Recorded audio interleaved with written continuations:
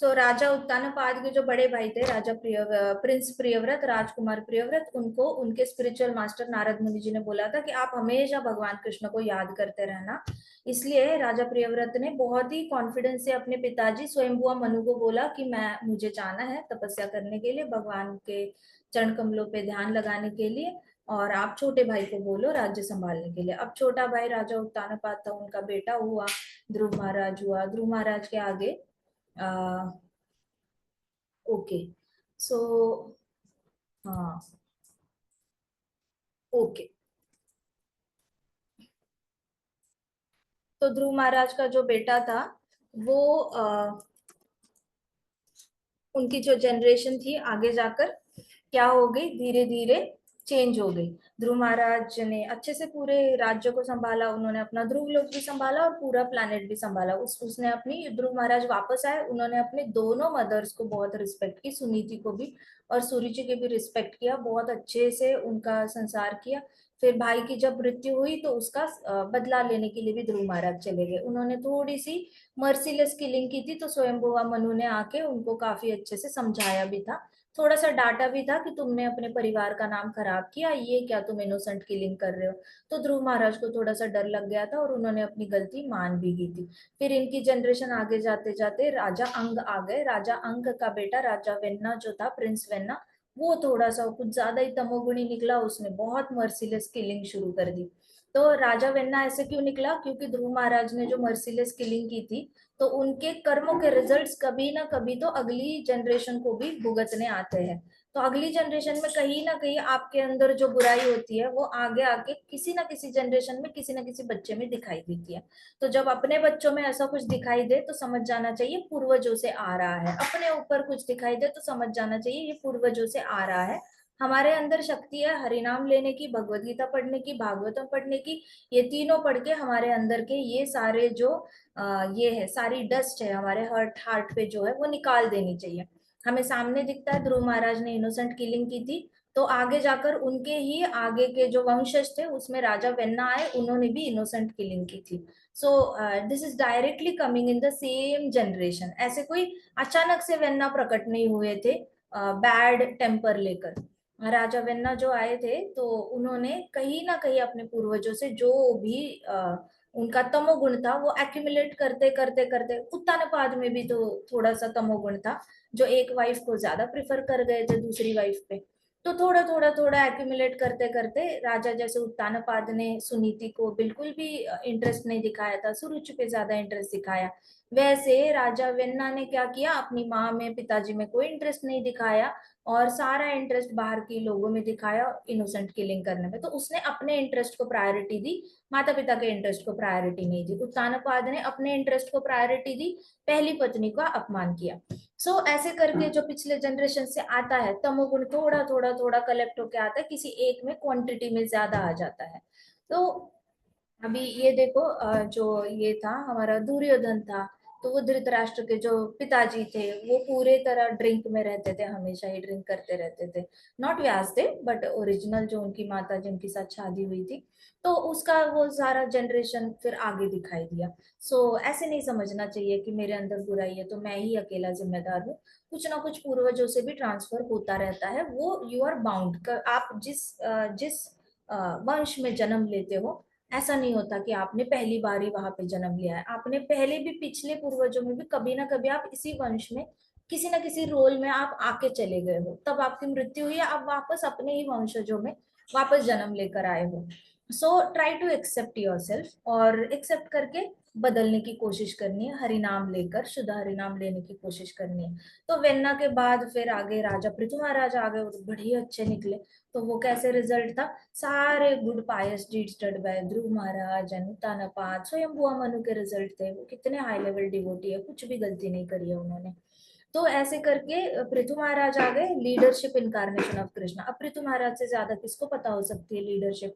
वो आए, फिर उनके आगे जाकर बेटे हुए प्राचीन भारी। प्राचीन भारी बहुत मटीरियलिस्टिक निकले, तो बेटे प्रचेतास्त्र थे, वो तपस्वी निकले। वापस आके उन्होंने अपने पिताजी की बहुत अच्छे से बात मानी, उन्होंने विवाह भी किया। विवाह करने के लिए नारायण भगवान को रिक्वेस्ट किया, नारायण भगवान को रिक्वेस्ट की लड़की देने के लिए, तो उन्होंने जंगल की जो प्रिंसेस थी उसको हाथ में दे दिया। राजा ऋषिकंडु की बेटी थी, उसका हाथ प्रचेतास के हाथ में थमा दिया। लेकिन उनके जो बेटे हुए वो राज्य करने के लायक नहीं निकले।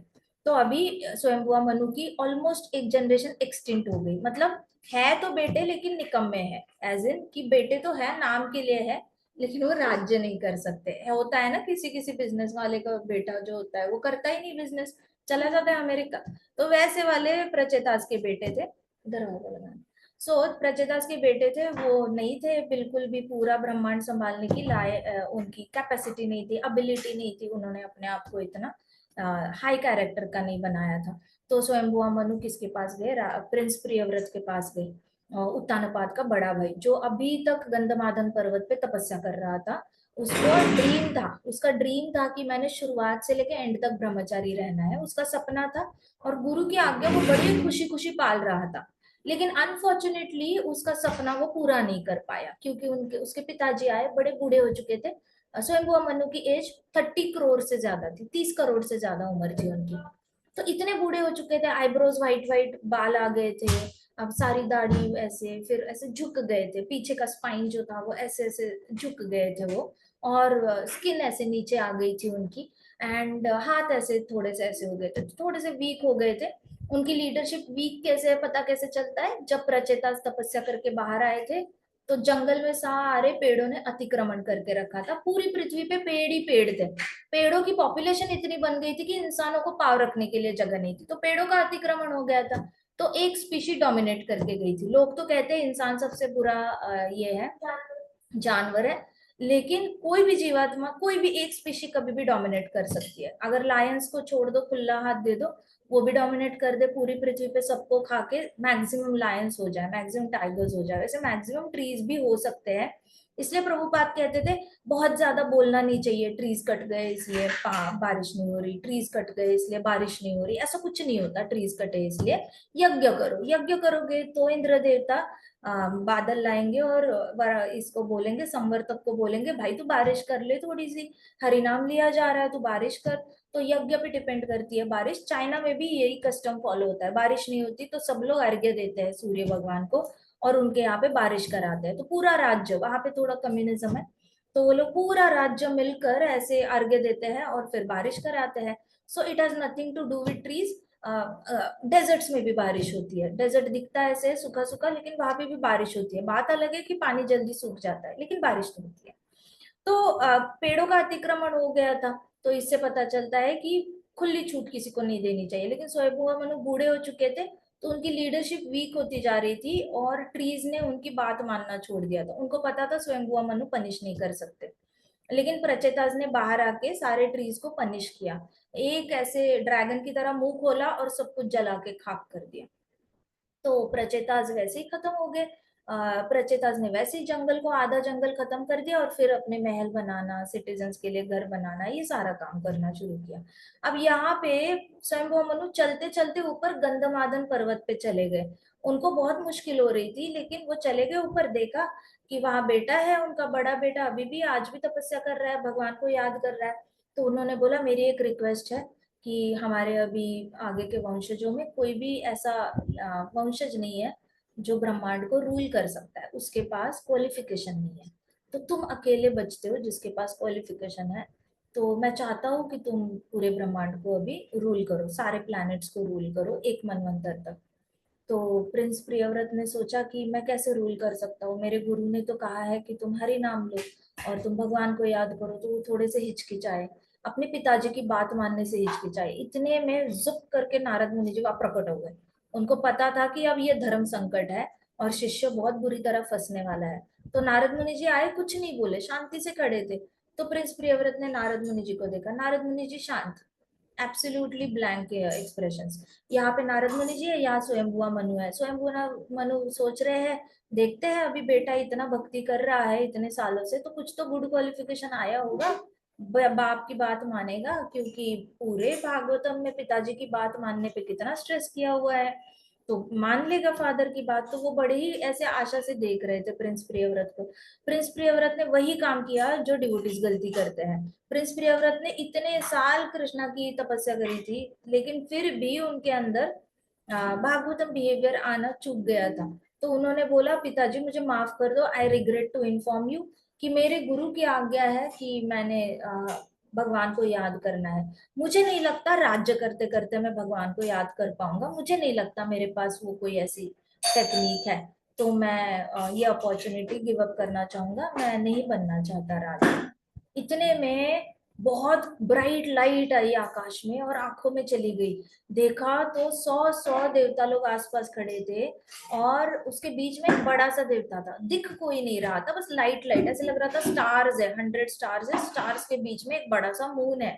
तो किसी को दिख नहीं रहा है कौन है कौन। धीरे धीरे सब क्लैरिटी आई, देखे तो देवता लोग आए थे स्वर्गलोक से और स्वर्ग में जो रहने वाले हैं ऐसे सेमी सर्कल करके खड़े थे और वर्शिप कर रहे थे। और बीच में स्वैन में कोई बैठा हुआ है, स्वैन के ऊपर देखा तो ब्रह्मा जी आए हुए हैं। तो प्रिंस प्रियव्रत ने देखा आए दादाजी, दादाजी आ गए आप। तो स्वयं मुनि के पिताजी आ गए थे, ब्रह्मा जी आ गए थे। तो प्रिंस प्रियव्रत ने देखा दादा ये आए हुए हैं। नारद मुनि जी ने भी देखा वो फादर आए हुए हैं। तो तीनों ने दंडवत किया ब्रह्मा जी को, तीनों ने मिलके, किसी वो किसके फादर थे किसके दादाजी थे, वैसे ही दंडवत करा और उठे। तो ब्रह्मा जी ने बोला हे प्रियव्रत, डियर ग्रैंडसन, बोला डियर ग्रैंडसन, मेरे प्यारे पोते, भगवान ने मैसेज भेजा है कि तुम पूरे ब्रह्मांड को, पूरे प्लैनेट को रूल करो और तुम भगवान की आज्ञा को मना नहीं कर सकते। मुझसे लेके चींटी तक किसी में भी ये शक्ति नहीं है भगवान की आज्ञा का उल्लंघन करना, इसलिए तुम भगवान की आज्ञा का उल्लंघन मत करो। इतना बोल के दादाजी चुप नहीं हुए, क्योंकि दादाजी को पता है पोता कुछ ना कुछ काउंटर आर्ग्यूमेंट तो देगा। घर की मुर्गी दाल बराबर, कौन सुनता है घर वालों की बातें। तो उसने तो आर्ग्यूमेंट देनी थी, इसलिए वो कुछ बोले उससे पहले ब्रह्मा जी बोले कि देखो वर्णाश्रम धर्म जो होता है ना, वो बिल्कुल बैल की तरह ऐसे ऐसे ऐसे करके पालन करना चाहिए। जब भी वर्णाश्रम धर्म की बात आती है, तुम अगर ब्रह्मचारी आश्रम में हो तो ब्रह्मचारी आश्रम को ऐसे पालो, वह गृहस्थ आश्रम में हो तो उसमें भी कोई डाउट नहीं है कि मैंने बाहर निकलना है या अंदर रहना है, बस you act like a bull. तो प्रॉपर उन्होंने स्टेटमेंट यूज किया था, follow your duties of varnashrama dharma just like bulls, just like bulls who move according to the direction of the driver who pulls the rope in their nose। तो बैल जो होता है, जो भी उसके पीछे बैठा है वो कैसे रोप खींचेगा उसके हिसाब से अपना सर हिलाता है। तो वो ड्राइवर है, you choose supreme personality of godhead. तो ब्रह्मा जी अपने पोते को बोल रहे हैं, उनको पता है पोता कुछ ना कुछ तो वर्च्युअस आर्ग्यूमेंट देगा, जैसे अर्जुन ने बड़े अच्छे अच्छे आर्ग्यूमेंट दिए थे लॉजिकल। तो उन्होंने पहले ही बोल दिया तुम बैल की तरह वर्णाश्रम धर्म को फॉलो करो, तुम्हारे नसीब में है कि तुम्हारा विवाह होगा, it is written in your fate. जो भी मुक्त जीव होते हैं वो भी अपने भाग्य का लिखा टाल नहीं पाते, वो भी अपने फेट को फॉलो करते हैं, भाग्य को फॉलो करते हैं। तो तुम भी चुपचाप गृहस्थ आश्रम को फॉलो करो क्योंकि तुम्हारे भाग्य में लिखा हुआ है। और अगर इस बार तुमने टाला तो तुम्हें वापस जन्म लेकर आना पड़ेगा, वापस तुम्हें इतने ज्यादा पुण्य कमाने पड़ेंगे कई सारे करोड़ों करोड़ों जन्मों में, और फिर वापस तुम्हें एक महान राजा मनु के लेवल का बन के आना पड़ेगा, वापस तुम्हें गृहस्थ आश्रम में जाना पड़ेगा। ऐसे जब बोला तो ब्रह्मा जी ने बोला इससे अच्छा मेरे प्रिय पोते, मैं चाहता हूं कि ये जन्म तुम्हारा लास्ट जन्म हो, जो भी तुम्हारे भाग्य में है वो भाग्य का लेखा जोखा तुम कंप्लीट करो और भगवत धाम वापस चले जाओ। इसलिए मैं चाहता हूं कि तुम बिना हिचकिचाहट भगवान की आज्ञा का पालन करो। ऐसे वन ब्रेथ में ब्रह्मा जी बोले जा रहे, बोले जा रहे, प्रिंस प्रियव्रत को कुछ बोलने नहीं दे रहे, पोता है तो नॉर्मली बड़े लोग छोटे लोगों को बोलने नहीं देते, क्योंकि छोटे के पास कुछ ना कुछ आर्ग्यूमेंट, छोटी बुद्धि, जितनी कम उम्र है उतनी कम बुद्धि होती है, कंफ्यूज्ड बुद्धि होती है। जितने आप बड़े होते जाते हो छोटों के सामने आपकी बुद्धि थोड़ी सी वाइज होती जाती है, और जितनी कम उम्र होती है तो आपकी विजन भी थोड़ी सी लिमिटेड रहती है। तो ये पूरा ब्रह्मा जी जो है अपने एक्सपीरियंस से बता रहे थे, क्योंकि ब्रह्मा जी को भी पता था एक टाइम था जब वो भी फ्रस्ट्रेट हो चुके थे, कृष्णा की इंस्ट्रक्शन फॉलो नहीं कर पा रहे थे तब। तो उनको पक्का पता था कि मना करने का कितना अंदर से स्ट्रॉन्ग रीजन आता है। जब भी कोई कोई इंस्ट्रक्शन देता है तो मना करने का मन सबसे पहले जीवात्मा कहती है नो, पहले अंदर से आता है नो, फिर आता है मैं सोचूंगा, और फिर आता है यस। तो जो पुत्र सबसे पहले नो बोलता है वो थर्ड क्लास पुत्र होता है। जो पुत्र नो बोलने के बाद फिर यस बोलता है वो फोर्थ क्लास पुत्र होता है, और जो पुत्र नो बोलने के बाद बिल्कुल भी काम नहीं करता वो फिफ्थ क्लास पुत्र होता है। जो पुत्र यस बोलता है लेकिन काम नहीं करता वो सेकंड क्लास पुत्र होता है, और थर्ड क्लास पुत्र। उसके बाद जो यस बोलता है और फिर काम करता है तो वो सेकंड क्लास हो गया। और जिसको यस बोलने की फादर को बताने की भी जरूरत नहीं पड़ती और बेटे को पता चलता है कि पिताजी की ये इच्छा है और मैंने इसका पालन करना है, वो फर्स्ट क्लास पुत्र। तो वैसे ही लेवल्स जो होते हैं डिसाइपल के होते हैं। डिसाइपल को पता चल जाता है गुरु क्या चाहते हैं, वो फर्स्ट क्लास डिसाइपल होता है, वो शिष्य फर्स्ट क्लास जिसको एग्जैक्टली exactly अपने गुरु की भावनाएं और सोच पता चलती है कि इस मोमेंट पे गुरु क्या चाहेंगे, तो वो फर्स्ट क्लास शिष्य हुआ। सेकंड क्लास शिष्य जिसको ब्लैक एंड व्हाइट में सब पढ़ना पड़ता है कि गुरु ने क्या बोला क्या बोला क्या बोला, ये बोला ये बोला ये बोला ये बोला, अच्छा अच्छा अच्छा, इसमें से मैं ये कर लेता हूँ, ये नहीं करूंगा, ये मुझसे नहीं होगा, ये कर लेता हूँ। तो वो प्रॉमिस करेगा, लेकिन प्रॉमिस करने के बाद करेगा, वो second class. Third class disciple कौन होता है? शिष्य जो पढ़ेगा सोचेगा मैं करूंगा लेकिन नहीं करेगा वो बस सोचता रहेगा मैंने करना है मैंने करना है मैंने करना है लेकिन नहीं करेगा, वो थर्ड क्लास शिष्य। और फोर्थ क्लास शिष्य जिसको पता है गुरु ने बताया ये करो, और वो मन में ही सोचेगा मैं मेरे से नहीं होगा, मेरे से नहीं होगा, नहीं होगा, नहीं होगा तो नहीं होगा, नो तो नो, सॉरी। तो वो फोर्थ क्लास एकदम ही। और फिफ्थ क्लास शिष्य जो तो बिल्कुल ही ठान लेता है कुछ भी गुरु बोले तो बिल्कुल भी इग्नोर मारता है, निग्लेक्ट मारता है, वो तो मतलब सुनने के लिए भी रुकता नहीं है। और सिक्स क्लास शिष्य वो होता है जो गुरु के साथ आर्ग्यू करने के लिए चला जाता है कि हाँ महाराज आप ये तो बोल रहे हो लेकिन आपको पता नहीं मेरे घर वाले कितने बुरे हैं, आपको पता नहीं मुझे नौकरी छोड़नी है क्योंकि मेरा बॉस कितना खराब है।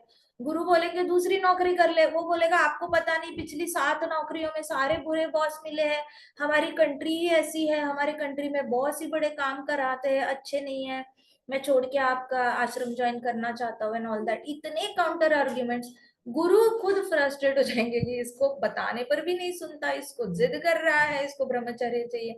कभी कभी नॉट ओनली ब्रह्मचर्य, गृहस्थ भी जाते हैं गुरु के पास, आपको पता नहीं मेरी बीवी कितनी बुरी है, आपको पता नहीं मेरे हस्बैंड कितना बुरे है, मेरी सास कितनी बुरी है, मुझे तो छोड़ ही देना है, मुझे तो छोड़ ही देना है। वो बोलेंगे नहीं नहीं, आप ऐसे, गुरु पहले कभी नहीं बोलते छोड़ो, गुरु कहते हैं कि देख तू अगर गृहस्थ आश्रम से भागेगा तो तेरी भक्ति आगे नहीं बढ़ेगी, भक्ति तभी आगे बढ़ेगी जब कृष्ण से प्रेम होगा और तू कृष्णा की ओर बढ़ेगा।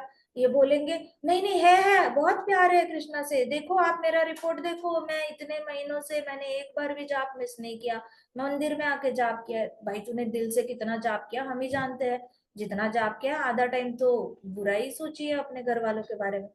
लेकिन गुरु को भी सब पता होता है, लेकिन शिष्य काउंटर आर्ग्यूमेंट कर करके पुश करता है अपना डिसीजन। वो सबसे गॉन केस सिनारियो, ऐसा डिसाइपल तो ना ही हो तो बेहतर।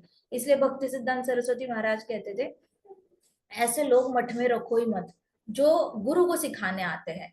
गुरु को सिखाओ बे, ऐसे बोलते थे, गुरु को सिखाओ बे, ऐसे कहते थे भक्ति सिद्धांत सरस्वती महाराज। गुरु को सिखाने वाला निकल जा, तू मठ से निकल जा, ऐसे कहते थे। ये गुरु को सिखाएगा, ये गुरु को सिखाएगा, ये कलयुगी आत्मा है, ऐसे बोलते थे।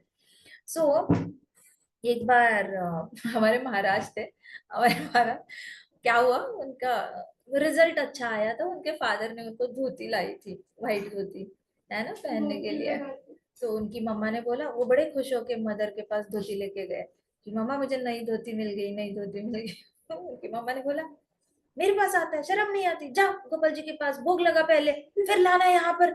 ऐसे ऐसे करके उन्होंने, मम्मा ने, उनकी मम्मा ने तो आंखों से भी दर्शन नहीं किए, उसके कहते मुझे मत दिखा, पहले कृष्ण को दिखा, गोपाल जी को दिखा, भोग लगा उसको, मेरे पास लाता है, सब भगवान दे रहे, गोपाल दे रहे और मेरे पास लाता है। ऐसे करके उनको डांटा। एंड महाराज वाज लाइक, मैं, गोपाल जी इतने से, मेरी धोती इतनी लंबी, वो कैसे पहनेंगे, क्या बोल रही हो अम्मा। तो उनकी उनकी मामा ने उनको इतने डांटा, शर्म नहीं आती ऐसे बोलते हुए, बड़ों को उल्टा बोलते हो, जो बोला है सुनो चुपचाप, जाओ यहाँ से। तब उनकी मदर ने बोला था, ये ऐसा बेटा ना कलयुगी बेटा होता है, यू आर अ कलयुगी प्रोडक्ट जो माँ ने बोले हुए को उल्टा काउंटर दे रहा है, ये सिर्फ कलयुग में हो सकता है, जहाँ पे माता पिता कुछ बोलते हैं और उनको अपनी इंस्ट्रक्शन को कन्विंस करना पड़ता है, इमीडिएटली उल्टा आ रहा है। सो वैसे ही शिष्य होते हैं, कुछ कुछ काउंटर आर्ग्यूमेंट करके गुरु महाराज के साथ। तो ये नहीं करना है, इतना लास्ट लेवल का शिष्य नहीं बनना है, बैक बेंचर नहीं बनना है। भले हमने स्कूल में जो किया, कोई बैक बेंचर होगा, कोई ग्रेस मार्क पे पास हुआ होगा, कोई बात नहीं, बचपन की बात थी। बड़े हो गए हो, सयाने हो गए हो, थोड़ी से मच्योर हो गए हो, बड़े हो रहे हो आप लोग, कुछ कुछ लोग बच्चे तो बड़े हो रहे हैं अभी। तो सीखना है इस एग्जाम्पल से कि लास्ट क्लास का स्टूडेंट नहीं बनना है, ट्राई टू अपग्रेड योरसेल्फ, थोड़ा सा ना ओबीडियंट डिसाइपल बनना है। तो यहाँ पे प्रियव्रत, राजा प्रियव्रत को कोई चांस ही नहीं दिया ब्रह्मा जी ने। ब्रह्मा जी कंटिन्यूअसली बोलते गए बोलते गए बोलते गए, फिर कहते कि तुम भगवान के चरण कमलों के गैप्स है ना उसमें शरण ले लो। तो ऐसा भी नहीं कि भगवान के चरण कमलों की शरण ले लो, बोले तुमने भगवान के गैप्स, चरण कमलों के जो गैप्स है उसकी शरण ले लो। उसकी शरण लेने से तुम गृहस्थ आश्रम पूरी तरह एंजॉय कर पाओगे और उसका तुम्हें पाप नहीं लगेगा, प्लस तुम पूरी तरह एलिजिबल हो जाओगे भगवान के भगवत धाम वापस जाने के लिए, तुम इधर ही मुक्त जीव बन जाओगे। इतने सारा जब उन्होंने बताया तो इनके अंदर का डर चला गया। प्रिंस प्रियव्रत डर गए थे। कोई भी भक्त होता है शादी से पहले वो डर जाता है, उसको लगता है मेरी भक्ति तो दी एंड हो गया, अब मुझे घर के काम करने पड़ेंगे, अब मुझे मूवी जाना पड़ेगा, अब मुझे गाने सुनने पड़ेंगे, अब ये करना पड़ेगा, फैमिली को एंटरटेन कराना पड़ेगा, तो मेरी तो भक्ति की सारी मतलब 9 2 11 हो गई, ऐसे लगता है उनको। लेकिन ऐसे नहीं होता नॉर्मली, बट शादी से पहले डर लगता है। तो वैसे ही प्रिंस प्रियव्रत डर गए थे कि उनको लगा कि अब तो मैं पूरा दिन रात प्लैनेट से संभालूंगा, कौन सा प्लैनेट किस पे बाउंस कर रहा है, कहाँ पे गिर रहा है, किस दो देवी देवताओं में झगड़ा लग गया, कौन सा राक्षस किसको अटैक कर रहा है, ये सब कुछ मुझे मेंटेन करना पड़ेगा। सच है हेडेक, और वो भी ऐसे नहीं 1 2 साल के लिए, 30 करोड़ 67 lakhs के लिए मेंटेन करना पड़ेगा। It's a very tough job. तो फिर भी उन्होंने सुना कि चलो गृहस्थ आश्रम में एंजॉयमेंट करने के बाद भी पाप नहीं लगेगा। जैसे ही उनको पता चला कि चलो मेरी भक्ति कम नहीं होगी अगर मैं भगवान के चरण कमलों के in between the gap of lotus feet of Krishna, तो पाव होते हैं, पाव के फिंगर्स जो होते हैं उसमें जो गैप होती है वहां पे ब्रज की रज जहाँ अटकती है, भगवान चलते हैं तो 2 उंगलियों के बीच में रज अटकी हुई होती है, तो हम अगर उसमें से एक बन जाते हैं तो हमें गृहस्थ आश्रम टच भी नहीं कर सकता, रजोगुण सत्वगुण तमोगुण हमें टच नहीं करते, हम उसके ऊपर ट्रांसेंड होते हैं। तो स्वयंभुआ मनु बड़े ही खुश हो गए, और नारद मुनि जी भी कोई रिजेंटमेंट नहीं रखी, नारद मुनि जी भी प्रसन्न हो गए कि चलो कोई बात नहीं, भगवान से इंस्ट्रक्शन आई है और मेरा शिष्य इतना एलिजिबल बना कि Krishna interfered in giving him instruction, इसका उनको और ज्यादा प्राइड फील हुआ।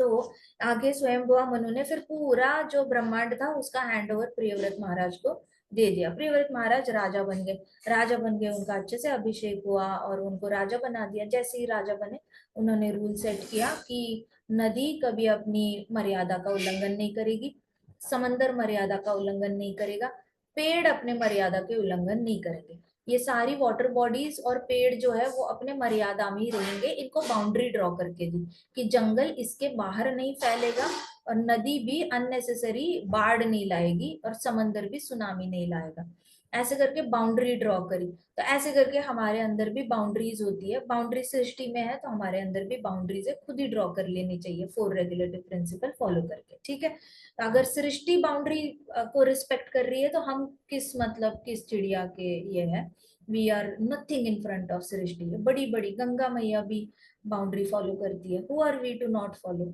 तो उन्होंने ये किया, फिर 2 शादियां करी उन्होंने। पहले गृहस्थ आश्रम उन्होंने अपना रोल अच्छा निभाने के लिए जब शादी की तो पहली पत्नी से उनको 10 बेटे हुए। 10 बेटे बहुत सुंदर थे, पहले 3 बेटे ब्रह्मचारी बने, बाकी 7 बेटे जो है वो ओशन ओशन में जो आइलैंड्स बने थे उसके मालिक बने। तो पहले 3 बेटों ने पिताजी का सपना पूरा किया। उनके पिताजी का सपना था स्टार्ट टू एंड ब्रह्मचारी रहना, लेकिन पिताजी ने अपना सपना क्यों तोड़ा, क्योंकि दादाजी ने और परदादाजी ने उनको रिक्वेस्ट की और कृष्णा ने रिक्वेस्ट की कि तुम ये जिम्मेदारी संभालो। तो कभी कभी अपने सपने टूटे तो भी चलता है, लेकिन घर में जो बड़े बता रहे हैं उनकी बात सुनना हमेशा वैलिड रहता है लॉन्ग टर्म में। Short term pain but long term gain, उस वक्त काफी बुरा लगता है लेकिन लॉन्ग टर्म के लिए फिर रियलाइज होता है कि अरे इसी से तो भला हुआ, अगर ये नहीं करते जो मन में आ रहा था वो करते तो शायद आज रिग्रेट करते, शायद लाइफ इतनी अच्छी नहीं होती। तो मैक्सिमम जितने भी, एपीजे अब्दुल कलाम ने भी यही बोला था कि जब आप अपने पिताजी की बात मानते हो, पिता का सपना पूरा करते हो तो आप ज्यादा आगे जाते हो, इन कॉन्ट्रास्ट टू सिर्फ अपना सपना पूरा करते हो। तो कोशिश करनी चाहिए पिता के सपने को आगे बढ़ाने की। इससे क्या होता है, देखो पहले जमाने में जो वर्णाश्रम धर्म था, तो पॉटरी वाले का बेटा पॉटरी करता था, धनुष्य चलाने वाले का बेटा धनुष्य चलाता था, उसमें वो इतना एक्सेल करता था कि he used to be known as a expert. अब वो एक्सपर्ट होता था तो आसपास के 10 गांव के लोग दूर दूर से उसके पास आते थे, अच्छी से नक्शी वाले पॉट्स बनाने के लिए, नक्शी वाला फर्नीचर बनवाने के लिए। वो माना जाता था कि अरे ये मूर्तिकार बड़ा फेमस है, हम अपने गांव के मूर्तिकार से मूर्ति नहीं बनवाएंगे, हम उस गांव में वो मूर्तिकार का नाम हमने सुना हुआ है, उसके पिछली दादा परदादा सब मूर्तिकार थे, तो हम वहां पे जाके अपने घर के लिए डीटीज बनवाएंगे।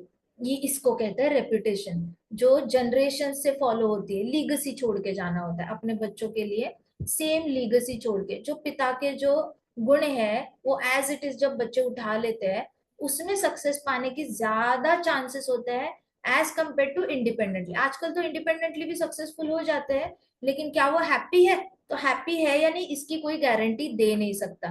क्या बाकी दुनिया उन पे ट्रस्ट करती है, इसकी भी गारंटी नहीं दे सकता कोई। बट पिताजी ने जो विश्वास कमा के गए हैं, वही विश्वास जब बेटे के लिए आ जाता है तो समाज ज्यादा भरोसा करता है उस बेटे पे। सीए का बेटा सीए निकला, तो पिताजी के सारे कस्टमर जो है वो अपने उनके बेटे के पास जाएंगे, भरोसे से जाएंगे कि हाँ ये कभी चीट नहीं करते, ये कभी लूटते नहीं है, ये बड़ा अच्छे से काम करते हैं। ये होता है माता अपने माता पिता ने जो पुण्य कमाया होता है, बैंकिंग ऑन दैट पुण्य। अगर उसका ही फायदा नहीं उठाया तो फायदा क्या, खुद का ही नया नया बनाने गए जीरो से, तो it is like reinventing the wheel. तो ये प्रिंस प्रियव्रत इतने विश्वासु क्यों थे, क्योंकि Swayambhuva Manu was a pure devotee. तो प्रिंस प्रियव्रत पे भरोसा करना समाज को भी, उन पूरे ब्रह्मांड को बहुत आसान था। देवता लोगों ने बहुत विलिंगली सरेंडर कर दिया था प्रिंस प्रियव्रत के रूल्स को। प्रिंस प्रियव्रत काफी रूल्स सेट करते थे कि देवता लोग ये नहीं करेंगे, राक्षस ये नहीं करेंगे, आपकी लिमिट यहाँ तक ही है, वहां तक ही है। उन्होंने पूरे ब्रह्मांड को रीस्ट्रक्चर किया था, देखा जाए तो। रीस्ट्रक्चरिंग करते करते उनको पता चला कि सूर्य देवता जो है वो माउंट मेरू पे एक जगह पे रोशनी नहीं दे रहे, तो वहां पे लाइफ ही नहीं हो रही है, ना कुकिंग हो रही है प्लांट्स की, ना एनिमल्स प्लांट्स खा पा रहे हैं, तो वहां पे अंधेरे में सारा ड्राई ड्राई हो चुका है। तो उन्होंने क्या किया, सूरज का पीछा करने का डिसाइड किया। सूर्य देवता थे, वो रथ में घूमते हैं, बहुत स्पीड में घूमते हैं, ताकि सूरज से बहुत ज्यादा रोशनी आए और हीट जनरेट हो और पूरा ब्रह्मांड लिट अप हो जाए। तो अभी इनके पीछे जब प्रिंस राजा प्रियव्रत राइड कर रहे थे अपने, उतना ही स्पीड से राइड कर रहे थे, तो पता चला कि राजा प्रियव्रत के रथ से भी उतनी ही लाइट और हीट निकली, कि बड़ा स्पीड से जा रहे थे। लाइट और हीट निकली तो उनका जो चक्र था उसमें से इतनी लाइट निकली कि सातों ओशंस में एक एक आइलैंड तैयार हो गया। तो ये सातों ओशंस कौन से थे, हमारे प्लानट का जो है सॉल्टी वाटर ओशन है, उसके ऊपर का ओशन शुगर केन ओशन है, उसके ऊपर का ओशन कौन सा था, लिकर ओशन, जो स्वर्गलोक में सोमरस का ओशन होता है। वहां पे सारे स्वर्ग वाले से ऐसे डिजी डिजी रहते हैं हमेशा, इसलिए वहां भक्ति करना बहुत मुश्किल है। तो बाकी धर्म जो कहते हैं ना कि जन्नत जाना है, ये करना है वो करना है, ऐसा सपना नहीं देखना है। वहां पे जाके आधा टाइम सोते ही रहोगे। स्वर्गलोकवासी, उनकी लाइफ स्पैन 1 लाख साल की होती है। 1 लाख साल में ये लोग कभी बूढ़े नहीं होते, इनके चेहरे पे कभी रिंकल्स नहीं आते, इनको पिंपल्स नहीं आते, रिंकल्स नहीं आते, इनका कॉम्प्लेक्शन खराब नहीं होता, स्किन नीचे नहीं उतरती, ओल्ड एज होता ही नहीं है उनका, बस बर्थ होता है और डेथ होता है, बीच में डिसीज नहीं होता और कोई ओल्ड एज नहीं होता।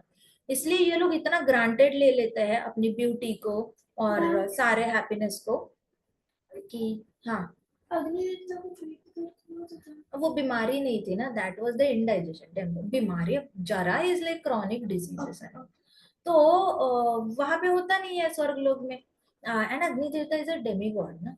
सो तो वहां पे क्या हुआ कि जितने भी स्वर्ग के होते हैं, ये लोग कभी 20,000 साल कभी ड्रिंक करेंगे, 100 साल तक सोए रहेंगे, फिर उठेंगे, फिर कभी कभी 20,000 साल तक सो जाएंगे। अगर किसी लड़ाई में मूर्छित हो गए, 60,000 साल पड़े रहेंगे, फिर अगले 40,000 साल अप्सराओं को देखो, गाने गाओ, डांस करो, एंजॉय करो, ऐसी लाइफ है। So there is no Krishna consciousness, no scope for Krishna consciousness. Brihaspati है वो उनको इकोनॉमिक नॉलेज सिखाते हैं कि और सिद्धि कैसे प्राप्त करनी है, और डिफेंस पावर्स कैसे प्राप्त करनी है, और पैसा कैसे कमाना है और ज्यादा। तो Brihaspati doesn't give knowledge of Krishna consciousness. इसलिए स्वर्ग जाने की इच्छा नहीं रखनी चाहिए। तो यहाँ पे ऊपर लिकर का ओशन, उनके यहाँ पे लिकर का ओशन है, उसके बाद उसके ऊपर के लोगों में क्लैरिफाइड बटर का है, फिर मिल्क ओशन है, फिर योगर्ट दही का ओशन है, उसके बाद स्वीट ड्रिंकिंग का, स्वीट वाटर का ओशन है। तो इन सारे ओशंस में एक एक आइलैंड तैयार हो गए। तो प्रिंस प्रियव्रत ने बोला, ओहो, राजा प्रियव्रत ने बोला, किंग प्रियव्रत ने, ये तो आइलैंड तैयार हो गए, मैं 7 बेटों को बोल देता हूँ ये सारे आइलैंड हैंडल करो। कल जुई ने बड़ा अच्छा क्वेश्चन पूछा था। जुई ने बोला, क्या माता जी ये 7 ओशन वही है जो विरजा ने विरजा के 7 पुत्र है? तो हाँ, ये 7 ओशन वही है, भूमंडल में जो 7 ओशन आते हैं वो विरजा के 7 पुत्र है, जो झगड़ा कर रहे थे गोलोक में। और कृष्णा जब विरजा के साथ टाइम स्पेंड कर रहे थे और विरजा ने देखा बच्चे झगड़ा कर रहे हैं, उसमें से छोटा बेटा आया कंप्लेन करने के लिए माँ को। विरजा ने जैसे ही छोटे बेटे को देखा कि हाँ सब ठीक हो जाएगा, क्या झगड़ा कर रहे, बड़े भाई तंग कर रहे तुमको, ऐसे किया, यहाँ से कृष्णा गायब हो गए, राधा रानी के पास चले गए। तो विरजा को बड़ा गुस्सा आ गया। विरजा को इतना गुस्सा आया बच्चों पे कि जब मैं स्वामी को सेवा दे रही हूँ, आपने पापा को सेवा दे रही हूँ, आपने बीच में कैसे आए, आपने झगड़ा क्यों किया, बहुत ही लो लेवल का काम किया है, वैकुंठ में कौन झगड़ा करता है, गोलोक में आप लोग झगड़ा कर रहे हो, आप यहाँ पे रहने के लायक ही नहीं हो, झगड़ा करने वाले यहाँ पे नहीं रह सकते। ऐसे करके श्राप दिया और उनको 7 ओशन, उन्होंने कहा आप अलग अलग भूमंडल पे जाके रहोगे, एक दूसरे से मिलने का तक मौका नहीं मिलेगा, मिलोगे ही नहीं तो क्या झगड़ा करोगे। तो it was a old way of thinking, grounding कहते हैं ना, दोनों बच्चों को अलग अलग रूम में डाल दो, कोई झगड़ा नहीं करेगा, वैसे वाला विरजा ने कर दिया। उसे ये भी पता चलता है प्रायोरिटी हमेशा हस्बैंड को देनी चाहिए, बच्चों से ज्यादा प्रायोरिटी हस्बैंड को दे, अगर बच्चे झगड़े करने वाले हैं तो प्रायोरिटी हस्बैंड होना चाहिए हमेशा। विरजा की कथा से समझ में आता है, क्योंकि विरजा ने क्लियरली अपने बेटों को बताया था कि जब मैं हस्बैंड के साथ हूँ, तुम्हारे पिताजी के साथ हूँ, तो तुमने मुझे आके डिस्टर्ब नहीं करना है, क्यों किया डिस्टर्ब। तो दीज आर सम छोटे छोटे टिप्स होते हैं जो हमें भागवतम से पता चलते हैं। फिर यहाँ पे जब 7 ओशंस में उन्होंने अपने 7 बेटों को बोला रूल करो, ये सब कुछ सुनकर परीक्षित महाराज इतने हैरान थे, क्योंकि उनके बाकी 3 बेटे जो हुए दूसरी वाइफ से, वो तीनों बेटों मनवंतर 3 मनवंतर को रूल किया, तीनों बेटों ने, किसी ने मना नहीं किया कि पापा हमने नहीं रूल करना, हमने अपनी लाइफ एंजॉय करनी है, हमें भी तो कोई पर्सनल लाइफ है, हम 30 करोड़ 67 लाख यही काम करेंगे, किसका झगड़ा हुआ क्या हुआ, बस यही सेवा देते रहेंगे, हमें अपना कोई पर्सनल लाइफ नहीं है, हम अपना भी एंजॉय करना चाहते, कुछ नहीं कहा। किसी ने ऐसे नहीं बोला कि पापा हमें हिमालय में जाके तपस्या करनी है, अपनी भी मुक्ति का देखना है, हम आपकी बात क्यों माने। नो, आजकल कलयुगी लोग कहते हैं पापा मैंने नहीं आपका बिजनेस संभालना, मैंने जाना है तपस्या करने के लिए, मैंने जाना है ये करना है वो करना है, मैंने अपनी अपनी जिंदगी जीनी है, मुझे इंद्रिय तृप्ति करनी है, मुझे अपना अपना जॉब करना है अमेरिका जाकर, मुझे आपके बिजनेस से लेना देना नहीं है। ये होती है कलयुगी आत्माएं जो पिता की इच्छा का मान सम्मान नहीं रखती। लेकिन राजा प्रियव्रत के तीनों बेटे इतने अच्छे निकले कि अगले 3 मनवंतर तक उन्होंने रूल किया, सच अ ब्यूटीफुल थिंग। इसलिए परीक्षित महाराज शॉक्ड थे कि इतना अच्छा सब कुछ कैसे हो सकता है, राजा प्रियव्रत की लाइफ में सारे बेटे अच्छे निकले, किसी ने भी उनकी आज्ञा का उल्लंघन नहीं किया। तो वो थोड़े शॉक्ड थे, सुखदेव गोस्वामी जी ने कैच कर लिया उनका डाउट, क्योंकि उनको लग रहा था कि कुछ तो रेजिस्टेंस आना चाहिए बच्चों से, कैसे नहीं आया इनकी लाइफ में। और सारे सिटीजन्स भी उनकी बात मान रहे, प्लैनेट वाले भी बात मान रहे, कोई प्रॉब्लम नहीं है उनकी, कोई झगड़ा नहीं कर रहा उनके साथ। तो तब सुखदेव गोस्वामी जी ने कहा, nothing is impossible for a devotee who has taken the shelter of lotus feet of Krishna. इसलिए जो डिवोटी भगवान के चरण कमलों को भूलता ही नहीं है, उसके लिए कुछ भी इम्पॉसिबल नहीं होता। जो डिवोटीज कृष्णा के चरण कमलों की शरण ले लेते हैं ना, उनके लिए क्रिएटिविटी इनोवेशन बहुत आसान हो जाता है, क्योंकि कृष्णा उनके हृदय में आके उनको गाइड करते रहते हैं। That's why you see devotees, कुछ कुछ डिवोटीज होते हैं जो बड़े सारे इम्पॉसिबल काम करके दिखाते हैं जो बाकियों को नहीं आता। जैसे मायापुर में अभी वो प्रोजेक्ट बना है प्लानिटोरियम का, पूरे वर्ल्ड में ऐसा प्रोजेक्ट नहीं बना। प्लान जो मायापुर में प्लानिटोरियम बना है ऐसा तो है ही नहीं, कहीं पे भी नहीं है। नरसिम्हा भगवान का टेम्पल बना है, पूरी पृथ्वी पे ऐसा टेम्पल नहीं है। Devotee is impossible, nothing is impossible for devotee who has taken the shelter of lotus feet of Lord. In devotees के लिए कोई इम्पॉसिबल नहीं। प्रभुपाद, प्रभुपाद ने 11 साल में अगर 108 मंदिर बनाए हैं, आज तक एक ऑन्टरप्रीनियर बताओ जिसने 11 साल में 108 कंपनी खोली हो। इम्पॉसिबल, एक कंपनी खोलते हैं ब्रांचेस खोलने में बिजी रहते हैं। और हमारे प्रभुपाद ने इस्कॉन के इतने सारे मंदिर अलग अलग सारे धर्मों को एक कर दिया, मुसलमान हो, क्रिश्चियन हो, ज्यूज हो, ग्रीक्स हो, कोई फर्क नहीं पड़ता। मुस्लिम्स में भी 4 ब्रांचेस है, वो भी आ गए इसके अंडर, चाइनीज भी आ गए, रशियंस आ गए, कम्युनिस्ट कंट्रीज में। तो nothing is impossible for a devotee who takes the shelter of dust of lotus feet of Lord. बहुत सारे हमने एग्जाम्पल्स देख लिए। अपने आप पे भी भरोसा करना है कि मैं अगर हर रोज भगवान के चरण कमलों को याद कर रहा हूं ना, इसका मतलब नथिंग इज इम्पॉसिबल। अगर आपको लग रहा है ना मैं 99% नहीं ला सकता, भगवान के चरण कमलों पे मेडिटेट करना शुरू करो, भरोसा रखो कि यस, जहाँ कृष्णा है वहां 99 क्या 100 भी आ सकते हैं, उसमें क्या, कृष्णा के लिए तो कुछ भी इम्पॉसिबल नहीं है। You aim for the moon you will reach on the stars, ऐसे करके आपको थोड़ा सा ट्री के टॉप पे लैंड करोगे, तो आपकी जो इच्छा है वो भगवान के चरण कमलों को याद करके कॉन्फिडेंस रखो, कृष्णा पे कॉन्फिडेंस रखो, अपने आप पर नहीं रखना, मत रखो, कोई नहीं कह रहा, लेकिन कृष्णा पे कॉन्फिडेंस 120% होना चाहिए कि कृष्णा के लिए कुछ इम्पॉसिबल नहीं है, और मुझे अगर कृष्णा के चरण कमल याद है ना, तो ये होके रहेगा। इतना कॉन्फिडेंस कृष्णा पे, इसको कहते हैं आस्तिक। जो भगवान पे भरोसा, जिसके मन में डर आ गया, जिसके मन में शंका कुशंका आ गई, इसका मतलब वो कृष्णा कॉन्शियसनेस में होके भी नास्तिक है, उसका भरोसा ही नहीं है, उसका भरोसा कम पड़ गया कृष्णा पे। जिसके मन में डर आ जाता है, इसका मतलब उस वक्त के लिए वो नास्तिक बन चुका होता है। वापस भले ही जाप करे, वापस भले ही भागवतम पढ़े, लेकिन जैसे ही डर आ गया ना, डिसअपॉइंटमेंट आ गया, डर आ गया, उस वक्त के लिए वो नास्तिक होता है। तो वो वाला जो कभी कभी कुछ लोग एक एक महीने के लिए नास्तिक रहते हैं, भरोसा ही नहीं करते कृष्णा पे, 2 2 महीने के लिए चले जाते हैं, 2 2 साल 10 साल किसी के चले जाते हैं, लेकिन डिवोटीज की बेस्ट पार्ट होता है वो बाउंस बैक करके आते हैं, और उनका वो टाइम कम कम कम होता जाता है। फिर ऐसे होने लगता है कि फियर में ज्यादा से ज्यादा 2 मिनट बिताएंगे, वापस बाउंस बैक करके भक्ति में आएंगे, फिर ज्यादा से ज्यादा 1 मिनट बिताएंगे, बाउंस बैक। अब जब तक बुढ़ापा नहीं आता तो पूरा फियर खत्म हो जाता है, तो बाउंस बैक करने की जरूरत ही नहीं पड़ती। तो उनका जो टाइम स्पैन होता है वो कम कम कम कम होता जाता है, और वो जल्दी जल्दी बाउंस बैक करके वापस नास्तिक से आस्तिक, नास्तिक से आस्तिक, नास्तिक से आस्तिक आस्तिक, ऐसे करके उनकी जो मार्जिन होती है वो कम कम होती जाती है, and then they become pure devotees. तो डे वन से कोई परफेक्ट नहीं होता, अपने आप से भी इतना हाई एक्सपेक्टेशन नहीं रखना है कि, और ऐसे भी नहीं समझना है कि मैं सुधर ही नहीं रहा हूँ, या फिर मैं प्योर डिवोटी नहीं हूँ। कृष्णा जहाँ पे, कृष्णा के लिए क्या इम्पॉसिबल है, overnight he can help you, overnight आके दर्शन दे सकते हैं। चरण कमलों की शरण लेनी है। कैसे शरण लेनी है, याद करना है भगवान के चरण कमलों को, उनको वर्शिप करना है, अच्छे से उस पे गंगा जल डालो, गुलाब जल डालो, मनस्वी पूजा करते रहो, रात को सोते हो तो मनस्वी पूजा करो, सुबह उठते ही मनस्वी पूजा करो, अच्छे से भगवान के चरण कमलों को याद करो, रोज वाटर से अच्छे से साफ करो, मसलिन क्लॉथ लेकर थोड़ा सा डैब करना है, फिर इत्र लगाना है भगवान के पाँव को, फिर उसके बाद अच्छे से डेकोरेट करने हैं भगवान के पाँव, फिर उसके ऊपर अच्छे से चंदन लगाना है, तुलसी का पत्ता लगाना है, मसाज करनी है कृष्णा के फीट को, नेल्स को थोड़ा सा चमकाना है, क्योंकि आगे के नेल्स सेमी सर्कल होते हैं, दे आर लाइक मूनलाइट।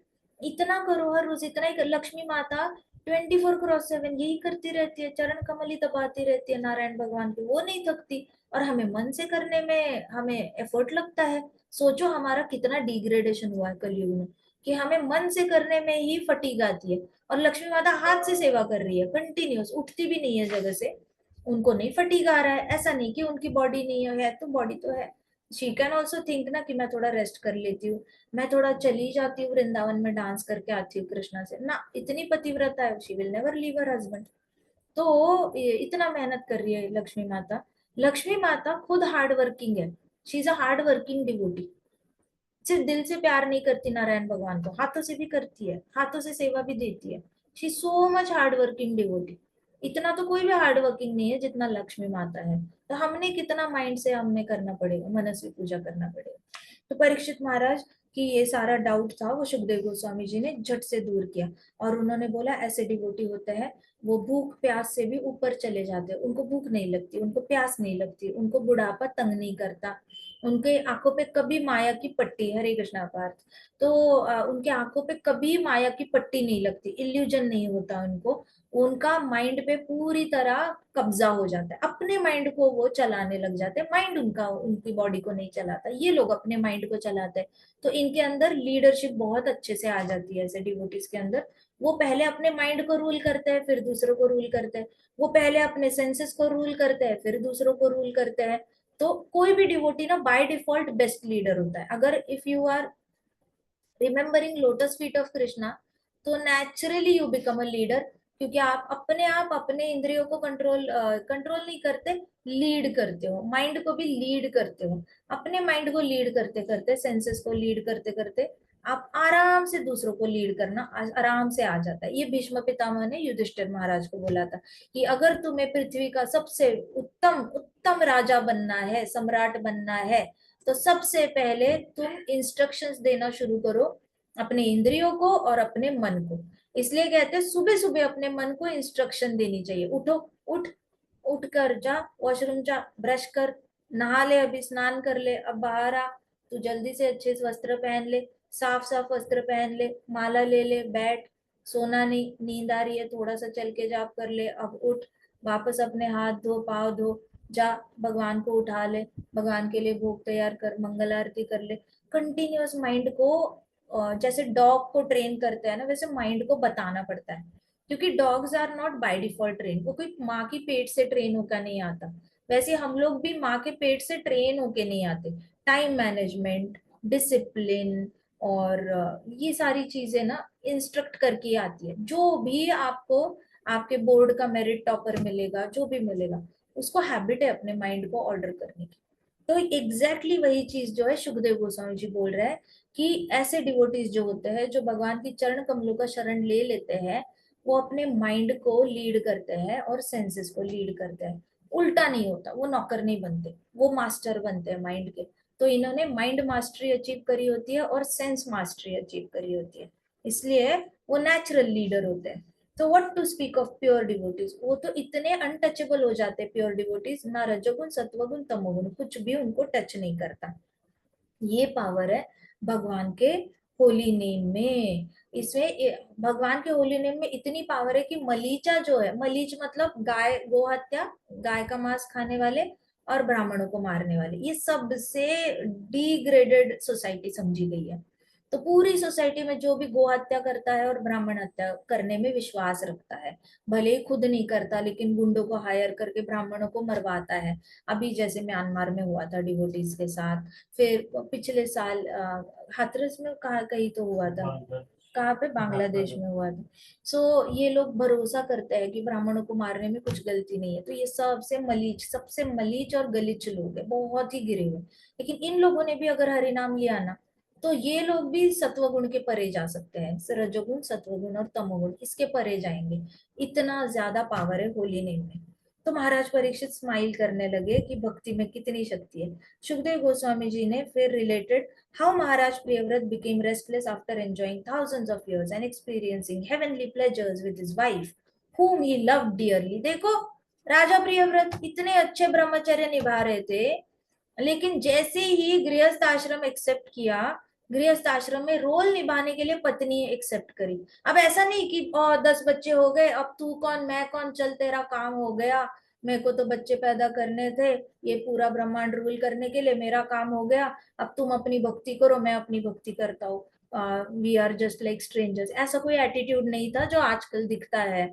ठीक है, बहुत सारे रिलीजियस ऑर्गेनाइजेशंस में दिखता है, ऐसा नहीं कि हमारे यहाँ दिखता है, बहुत सारे जगह पर दिखाई देता है कि जो बहुत ज्यादा मन की शांति के पीछे भागते हैं वो पत्नी से दूर भागते हैं, जो मन की शांति से पीछे भागता है वो पति से दूर भागता है। इनको मन की शांति प्यारी है, मन की शांति, तो फिर तो आप मायावादी हो गए, बन जाओ ब्रह्म ज्योति में जाके स्थिरता, बैठ जाओ वहां पे, स्पिरिचुअल सुसाइड कर लो। तो ये मायावाद है, जहाँ पे आप मन की शांति के पीछे भागते हो। यहाँ पे देखो कितना अच्छे से लिखा है, महाराज Priyavrat he enjoyed thousands of years and experiencing heavenly pleasures with his wife whom he loved dearly. प्यार किया ना पत्नी से, उसको ऐसे रोबोट की तरह तो इस्तेमाल नहीं किया कि चल तू मंदिर साफ कर, तेरे को कृष्ण की सेवा में लिया है, मंदिर साफ कर, चलो तुम बुक पे डस्टिंग कर लो, तुम ये साफ कर लो, जाओ भोग बनाओ, 100 भक्त आने वाले हैं, ये कर लो वो कर लो, तुम सेवा नहीं करती, तुम्हारे अंदर कोई भक्ति भाव है नहीं, मैं जब शादी से पहले मैंने 1000 लोगों के लिए खाना बनाया है, तुम क्या करती हो, ये करती हो। Never degrade your partner. कभी अपनी पत्नी को ऐसे बोल के डिग्रेड नहीं करना। आप कितने भी अच्छे भक्त हो, अपने पास रखो। जैसी भी पत्नी है उसको प्यार देना चाहिए, जैसी भी हो। टेढ़ा है पर मेरा है, टेढ़ी है पर मेरी है। वैसे यहाँ पे राजा प्रियव्रत ने with love, he kept his wife with love, experienced heavenly pleasures with love. ऐसा नहीं है कि बस ऐसे ही ट्रीट किया जैसे यूज एंड थ्रू टाइप। तो ये समझना बहुत इंपॉर्टेंट है। भागवतम में ये आ रहा है, ये कोई हम बाहर से कहीं से फिल्मों से नहीं सुन सीख रहे हैं। इनफैक्ट फिल्मों से जो आया है, 1960s की फिल्में देखोगे आप, वहां पे भागवतम से ही निकल के डाला गया था कि कैसे पति अच्छे से पत्नी को प्यार देता है, कैसे रिस्पेक्ट करता है। 1960s की फिल्म्स में उस वक्त के लोग थोड़े से भागवतम ओरिएंटेड होते थे। 1940s की मूवीज है, उसमें भी भागवतम ओरिएंटेड होते थे। हमारे रामानंद राय सागर ने भागवतम पढ़ के कितने अच्छे से रिश्ते दिखाए हैं, जनक महाराज और उनकी पत्नी के बीच में रिश्ता अच्छा दिखाया है। फिर यशोदा और नंद बाबा के बीच में रिश्ता अच्छा दिखाया है, देवकी और वसुदेव के बीच में अच्छे से कितना प्यार दिखाया है सब में। कहाँ आ गया ये इनके पास, इन्होंने प्रभुपाद के बुक्स पढ़े और फिर उन्होंने इतने अच्छे सीरियल बनाए। तो हमने भागवतम से सही चीजें सीखनी है, ऐसे अपनी मर्जी से मेंटल स्पेकुलेशन करके अपने आप को प्योर डिवोटी दिखावा करने की कोई जरूरत नहीं। जेन्युइनली जेन्युइनली पत्नी को प्यार दिखाना है। So Maharaj Priyavrata became, after enjoying thousands of years, experiencing heavenly pleasures, मतलब स्वर्ग जैसे अच्छे अच्छे जो खुशियां थी वो अपनी पत्नी के साथ उन्होंने एंजॉय की। whom he loved dearly, जिसको वो बहुत ज्यादा अपने प्राणों से भी ज्यादा प्रेम करते थे अपनी पत्नी से। फिर महाराज को ऐसे लगने लगा कि अरे अरे अरे, मैं कृष्णा को भूला तो नहीं, मेरे को पत्नी से कुछ ज्यादा ही प्यार हो गया, मैं कुछ ज्यादा ही एंजॉय कर गया अपनी पत्नी के साथ, मैं कृष्णा को भूला तो नहीं, उनको ऐसा लगा। तो उनको लगा कि अब मैं क्या करूं, अब मैं क्या करूं, मुझे कृष्ण को वापस याद करना पड़ेगा, लेकिन मुझे बहुत प्यार है अपने पत्नी के साथ। तो उनको इतना ज्यादा अच्छी लगती थी पत्नियां। The spirit of renunciation that Narada Muni had implanted in the king's heart was revived. फिर उनको अपने गुरु की याद आई, और बूढ़े हो चुके थे तब उनको गुरु की याद आई। नारद मुनि जी ने उनको सिखाया था कि कैसे फैमिली से डिटैच होना है। उनके गुरु ने ऑलरेडी उनको सिखाया था कि फैमिली से प्यार करते करते धीरे धीरे डिटैच होकर कृष्णा से आसक्ति कैसे बढ़ानी है। तो उनको याद आ गया नारद मुनि जी के इंस्ट्रक्शंस। तो महाराज प्रियव्रत ने अपने जितनी भी प्रॉपर्टी थी वो डिवाइड करी दोनों अपने बेटों में। उनके कितने बेटे थे, 13 बेटे थे। 13 बेटों में से 3 लोगों ने तो ब्रह्मचर्य ले लिया, तो बचे कितने, 10 बेटे। तो 10 बेटों में अपनी जितने भी ब्रह्मांड की जितनी प्रॉपर्टी थी वो 10 बेटों में इक्वल हिस्सों में बेटों में बांट दी। और अपनी बेटी की शादी उन्होंने शुक्राचार्य जी से करा दी थी, तो बेटी को कुछ नहीं दिया। तो कई बार ऐसे होता है कि इंडियन गवर्नमेंट, अभी सुप्रीम कोर्ट का लॉ आया है कि बेटियों का भी हक पिता की संपत्ति पे है, लेकिन ये मटेरियल वर्ल्ड का लॉ है, ऐसा कुछ नहीं होता। पिता जब बेटी की शादी कराता है तो पिता बेटी को बहुत कुछ दे के विदाई कराता है, और उसका कन्या दान किया जाता है। जब कोई चीज दान की जाती है तो दान को दान नहीं किया जाता। और इट इज नॉट लाइक कि आपने किसी को ये माउस दान किया, अब माउस के साथ साथ कीबोर्ड भी दान कर रहे हो 10 साल बाद, उसके बाद कीबोर्ड के साथ साथ नया कंप्यूटर भी दान कर रहे हो, ऐसे चलता नहीं है। गिफ्ट के रूप में आप दे सकते हो, गिफ्ट्स आर अलाउड, लेकिन मैंडेटरी नहीं होता कि आपने डिवाइड करना है। ना स्वयंभुआ मनु ने देवोती माता के लिए कुछ दिया था। स्वयंभुआ मनु ने सिर्फ उत्तानपाद के बारे में सोचा और राजा प्रियव्रत के बारे में सोचा, उसके हिसाब से डिवाइड हुआ था। राजा प्रचिन भारी ने अपने 110 बेटियां थी और 1100 बेटे थे, तो 1100 बेटों में सिटी बांटी थी। बेटियों के लिए उन्होंने कुछ बांटा नहीं था। उनके जो जिनके साथ शादी की थी ऑलरेडी राजाओं के साथ शादी कराई थी, तो उनके ससुराल वाले उनको बांट के मिलेगा, उनके सास ससुर का उनको बांट के मिलेगा, इधर का नहीं मिलेगा। तो शास्त्रों में ऐसा कोई फुल प्रूफ नहीं है। जनक महाराज ने भी सीता मैया को अपना जो ये था राज्य था वो कोई डिवाइड करके नहीं दिया था, ना कुंती भोज ने कुंती माता को दिया। तो कहीं प्रूफ है नहीं जहां पे बेटियों को कुछ डिवाइड करके दिया जा रहा है। इट इज मोर और लेस, ये भौतिक जगत में ये रूल आया है, सुप्रीम कोर्ट ने लाया है, लेकिन शास्त्रों में ऐसा कुछ है नहीं। बाय डिफॉल्ट ही पिता बेटा को देता है, तो बेटी को अगर कुछ ना मिले तो बुरा नहीं मानना चाहिए।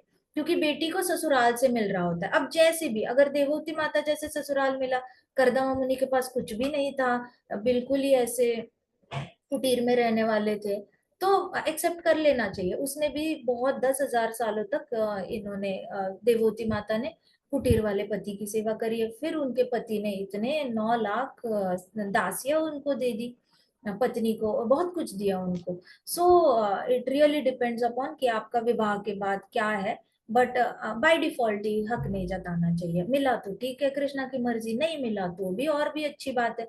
मिला तो अच्छा हुआ, नहीं मिला तो और भी अच्छा हुआ, कृष्णा ने आसक्त होने से रोक दिया। ऐसे करके करना चाहिए। और ससुराल से, अगर ससुराल से कुछ नहीं मिलता, सपोज ससुराल वालों के साथ झगड़ा हो गया और उन्होंने डिसाइड किया कि हम एक ही बेटे को देंगे, आपको देंगे ही नहीं दूसरे बेटे को, और उस बेटे के थ्रू आपको कुछ नहीं मिलता, तो भी बुरा नहीं मानना है, क्योंकि वो ऊपर से लिख कर ही लाया था एक बेटा कि उसको ही सब कुछ मिलेगा। तो खुशी खुशी उनको घर में ही दान, ऐसे समझ जाना चाहिए कि मैंने अपना दान घर में ही दान कर दिया। वैसे भी मेरे पास आता तो मेरा हक, मेरा फर्ज बनता है कि मैं समाज में इसका दान करूं, मंदिरों में दान करूं, ब्राह्मणों को दान करूं, गायों में दान करूं, गौ माता की सेवा करूं, और जो अपाहिज है, ऐसे लोग हैं जो खुद नहीं कमा सकते, उनको मैं दान करूं। वैसे भी मेरे इतने सारे फर्जों से, फर्ज जो है समाज के प्रति, मैं उस फर्ज से बच जाता हूँ अगर मैं घर में ही अपनों को ही दान करता हूँ। तो आपके हिस्से का अगर आपके भाई को मिल जाता है, दो बेटों की बात कर रही हूं मैं, दो बेटों के बीच में अगर एक बेटे को मिलता है और दूसरे बेटे को नहीं मिलता, तो भी आप बहुत सारे ड्यूटीज से फ्री हो रहे हो, क्योंकि बाय डिफॉल्ट ही आपके पिता वो काम करके चले गए, आपके हिस्से का दान एक बेटे को तो नहीं मिला, तो और भी अच्छी बात, ज्यादा से ज्यादा ड्यूटीज से बच गए। रेडीमेड मिला तो रेडीमेड वैसे भी पचता नहीं है। रेडीमेड बहुत ज्यादा, शादी का खाना, लोग कहते हैं ना फ्री की शादी में खाना खाने में फ्री के लिए जाना है, सबको अपचन हो जाता है, नेक्स्ट डे उल्टियाँ होती है, बहुत ड्रिंक करते हैं, कभी कभी बहुत ज्यादा लूज मोशंस हो जाते हैं। फ्री में खाना मिल रहा है, खा लो खा लो खा लो, तो फ्री में मिलता है तो वैसे भी वो पचता नहीं है। सो नेवर गेट डिमोटिवेटेड, महाराज कहते थे। वो एक बार उनके पास कोई आया था, शारजा से आया था, मस्कट से कोई तो आया था, और वो डिवोटी आए थे, उन्होंने बोला महाराज हमारे साथ बहुत बुरा हुआ, मेरी पत्नी को उसके मायके से उसके पिताजी ने कुछ नहीं दिया, उसके भाई को दे के गए, और मेरे पिताजी ने मेरे को कुछ नहीं दिया, मेरे भाई को दे के गए, हमारे साथ इतना बुरा क्यों हुआ महाराज? जस्ट बिकॉज कि हम इंडिया के बाहर रहते हैं और हम दिनार में हम ज्यादा कमाते हैं, तो हम ज्यादा सेटल्ड है, इसलिए ऐसा थोड़ी है कि हमें बिल्कुल ही इग्नोर किया जाए और इंडिया में जो रह रहे हैं उनको दिया जाए। तो महाराज ने कहा था नहीं मिला वही ज्यादा अच्छा हुआ बेटे, तुम्हें मिलता ना तो भी तुमने सारा आकर मुझे मंदिर में ही देना था। तो कहते हैं हाँ ये भी सच बात है महाराज, हमें आदत ही पड़ गई है सब कुछ मंदिर में देने की। तो महाराज कहते देखो, बेटी का तो वैसे भी बेटी को शादी में जितना देते हैं उतना स्वीकार कर लेना चाहिए। बेटी आती है ना घर में, तो बेटी ये डिसाइड करके आती है कि मैंने अपने माता पिता को ढेर सारा पुण्य देना है, तो बेटी जब दान में चली जाती है तो माता पिता को 100 अश्वमेध यज्ञों का पुण्य देकर जाती है। तो उससे बहुत बड़ा पुण्य हो जाता है बेटी से, और माता पिता जितना पुण्य उनको मिल रहा है तो विन विन सिचुएशन होती है। बेटी भी बहुत ज्यादा पुण्य देकर जाती है शादी करके। कुछ बेटियां तो शादी नहीं करती, बड़ी मतलब अजीब होती है, उनको शादी नहीं करनी होती। किसी कुछ कुछ बेटियों को वापस ही आना होता है, दान करके गई है फिर भी वापस आके माता पिता के पास रहना होता है। तो बड़ा मतलब मिसकंस्ट्रूड कंसेप्ट है इनका। लेकिन जो बेटियों को पता है कि वो दान में गई है, वो वापस कभी मुड़ के नहीं देखेगी माँ बाप को, क्योंकि उनका फिर पुण्य कम हो जाता है। उन्होंने जितना पुण्य माँ बाप को देकर गए 100 अश्वमेध यज्ञों का, तो उनका पुण्य भी कट होता है। और माँ बाप ने अगर दान दिए बेटी को और फिर अगर बेटी को वापस ले रहे हैं तो उनका भी पुण्य कट हो जाता है। सो एक बार दान दी गई वस्तु है ना, उसको वापस दान नहीं दिया जाता। सो गिफ्ट वगैरह देना, gift is a totally different thing. जैसे ये जो इंद्रप्रस्थ थे, तो वहां पे वारणावत के बाद इंद्रप्रस्थ एस्टैब्लिश किया था, तो वहां पे द्रुपद महाराज आए थे, द्रुपद महाराज द्रौपदी के लिए गिफ्ट लेकर आए थे कि बेटी है ऐसे करके। तो उन्होंने अपने दामादों को अपनी मर्जी से गिफ्ट दिया था, लेकिन ऐसे नहीं कि अपने राज्य को डिवाइड करके ऐसे द्रौपदी के नाम राज्य नहीं किया था उन्होंने। धृष्टद्युम्न को ही पूरा राज्य दे दिया था उन्होंने, तो द्रोणाचार्य को ना दिया, वो क्या देंगे। तो उन्होंने धृष्टद्युम्न के नाम पर पूरा राज्य किया था, लेकिन बेटी को राज्य नहीं दिया था, राज्य का हिस्सा भी नहीं दिया था, उन्होंने गिफ्ट्स दिए थे। सो ऐसे करके गिफ्ट्स ठीक है, बट इम्प्लिसिटली एक्सपेक्टेशन करना थोड़ा सा एंटी भागवतम हो जाता है, एंटी रामायण, एंटी महाभारत, जो बोलना है एंटी वैदिक शास्त्र बोलो, but there is no such universal law कि बेटी को वापस ऐसे देना चाहिए, ये मटेरियल वर्ल्ड में लॉ है। तो महाराज परीक्षित ने देखा कि यहाँ पे जो राजा थे, राजा प्रियव्रत, उन्होंने अपने बेटों में सारा ब्रह्मांड बांटा, लेकिन बेटी का हाथ जो है वो शुक्राचार्य जी के हाथ में देकर उसकी शादी करके विदा किया था, बेटी को ऐसा कोई हिस्सा नहीं दिया था। तो ये मनु के टाइम से चला आता रहा है, ये मनु संहिता अभी भी लिखा है। आप अगर जाओगे ब्रिटिश लाइब्रेरी में, पुणे में जाना, वहां पे मनु संहिता रखी हुई है। तो मनु संहिता में ये लिखा हुआ है कि बेटी को शादी के बाद देना कोई मैंडेटरी रूल नहीं है, मनु संहिता में दिया हुआ है, बेटे को देना होता है, ऐसे कहा गया है। तो the spirit of renunciation, Narada Muni had, तो Maharaj Priyavrata divided all his possessions, gave it to their son, his heart was completely clean. एक बार उन्होंने बेटे को दिया तो उनको ऐसे लगा जैसे मेरा हृदय बड़ा क्लीन हो गया, मैं बढ़िया बोझ लेकर घूम रहा था, तो उनको ऐसा लगा थोड़ा सा बोझ कम हो गया। क्योंकि पैसा कमाना बड़ा आसान है, पैसे को मैनेज करना बड़ा मुश्किल है। मेरे पास एक गृहस्थ आए थे, वो कहते मेरे पिताजी का बहुत करोड़ों का कारोबार है, और उन्होंने इंडिया में 6 स्टेट्स में बांट के रखा है, मेरा पूरा महीना इन 6 स्टेट्स में घूमने में जाता है, और मुझे वो सारा संभालना पड़ता है, मुझे बहुत थकान होती है, मुझे डायबिटीज हो चुका है, और मुझसे ये हैंडल नहीं होता, मुझे अच्छा नहीं लग रहा है पिताजी को ये संभालने के लिए। सो कमाना तो आसान है, मेंटेन करना मुश्किल है। यहाँ पे तो लोगों को मेंटेन करना भी स्ट्रेसफुल लगता है, इतना ज्यादा माइंड में ये हो चुका है। और यहाँ पे तो मनु 30 करोड़ 67 लाख ईयर्स तक, 20,000 ईयर्स तक मैनेज कर रहे हैं। तो सोचो कितना ज्यादा वजन फील हुआ होगा। Maintenance is quite stressful. अगर नारायण भगवान की शरण कमलों की शरण ना लो तो मेंटेनेंस मुश्किल हो जाता है। क्रिएशन इतना मुश्किल नहीं है, ब्रह्मा जी क्रिएट करके सो जाते हैं, मेंटेन विष्णु भगवान करते रहते हैं, स्वयं बुआ मनु करते रहते हैं, सारे मनु मेंटेन करने में बिजी रहते हैं। ब्रह्मा जी बस क्रिएट करते हैं and then by the end of the day he sleeps. Shiva ji बस डिस्ट्रक्ट करते हैं, डिस्ट्रक्ट करके रात भर डिस्ट्रक्ट करते हैं, फिर सो जाते हैं। सुबह ब्रह्मा जी क्रिएट करते हैं, फिर सो जाते हैं। बीच में जो पूरा ड्रामा होता है वो मनु संभाल रहे हैं, नारायण भगवान संभाल रहे हैं, ये सब संभाल रहे हैं। तो ये मेंटेनेंस बोर्ड। कुछ लोग शादी करते हैं, टिका नहीं पाते, जल्दी से शादी के बाद जल्दी भागना होता है उनको, रीजन देंगे मंदिर का, रीजन देंगे करियर का, रीजन देंगे माँ बाप की याद आ रही है, कुछ नहीं होता, मेंटेनेंस ही नहीं आता, पता ही नहीं है विष्णु भगवान के चरण कमलों की शरण कैसे लेंगे, भाग जाना है, भाग जाना है। नौकरी लेंगे, नौकरी में टिकेंगे नहीं, बार बार नौकरी छोड़ेंगे, इनको मजा ही नहीं आता किसी नौकरी में। तो किसी किसी लेडीज के हस्बैंड तो बार बार नौकरी छोड़ते रहते हैं, वो बड़ी परेशान रहती है। कुछ कुछ बच्चों को भी दिखता है कि अरे पापा के पास आज जॉब है कल जॉब नहीं, आज जॉब है कल जॉब नहीं। तो क्या है मेंटेनेंस, ये कब आएगा, जब कृष्ण के चरण कमलों पे कंसिस्टेंटली हम मेडिटेट करेंगे, तो मेंटेनेंस का पेशेंस आएगा। मेंटेनेंस और पेशेंस एक साथ चलते हैं, दोनों भाई भाई है। ओके, चलो हम खत्म करते हैं कथा, 2 लाइन करती हूँ मैं और खत्म करते हैं।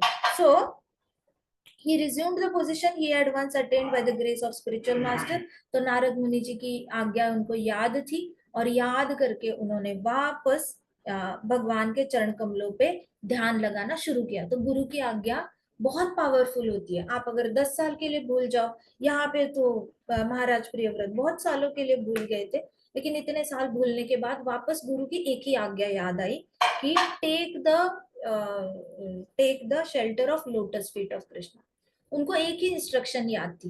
पहले भी नारद मुनि जी ने उनको बचपन में बोला था, उन्होंने पूरा ब्रह्मचर्य एक इंस्ट्रक्शन पे निकाला, फिर गृहस्थ आश्रम एक इंस्ट्रक्शन पे निकाला कि तुम चरण कमलों को याद करोगे तो तुम्हें कोई पाप नहीं लगेगा, फुल ऑन सर्टिफिकेट है, एंजॉय करो गृहस्थ आश्रम, प्यार करो अपनी पत्नी से, एंजॉय करो, फिर भी तुम भगवान को नहीं भूलोगे। एंड हेंस प्रूव्ड कि वो बुढ़ापे में वो नहीं भूले भगवान को। उनको एक पॉइंट पे लगा कि अब कुछ ज्यादा ही एंजॉयमेंट हो गई है, चलो अब बूढ़े हो गए हैं, सब बूढ़े हो गए, डिवाइड कर देते हैं बेटों में और भगवान की चरण कमलों में शरण ले लेते हैं।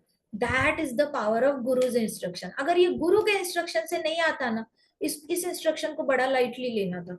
जिसको गुरु के इंस्ट्रक्शन की एक लाइन फॉलो करो, मैं आपको 1000 बार बोल चुकी हूँ पिछले में 4-5 सालों से, 6 सालों से मैं एक ही चीज बता रही हूँ आपको। गुरु की एक इंस्ट्रक्शन पकड़ो, फॉलो करो, एक इंस्ट्रक्शन पकड़ो फॉलो करो, एक इंस्ट्रक्शन पकड़ो फॉलो करो। ठीक है, पहले एक एक, थैंक यू हरे कृष्णा माता जी। सो एक इंस्ट्रक्शन पकड़ो, फॉलो करो, बहुत सीरियसनेस आती है गुरु के इंस्ट्रक्शंस पे, ठीक है। ग्रंथराज श्रीमद् भागवतम की जय, श्रील प्रभुपाद की जय, श्री श्री राधा श्याम सुंदर की जय, श्री श्री कृष्ण बलराम की जय, वृंदावन धाम की जय, समस्त भक्त वृंद की जय। हरे कृष्णा कृष्णा कृष्णा हरे हरे, हरे राम राम राम हरे हरे, हरे कृष्णा महासंकीर्तन यज्ञ की जय।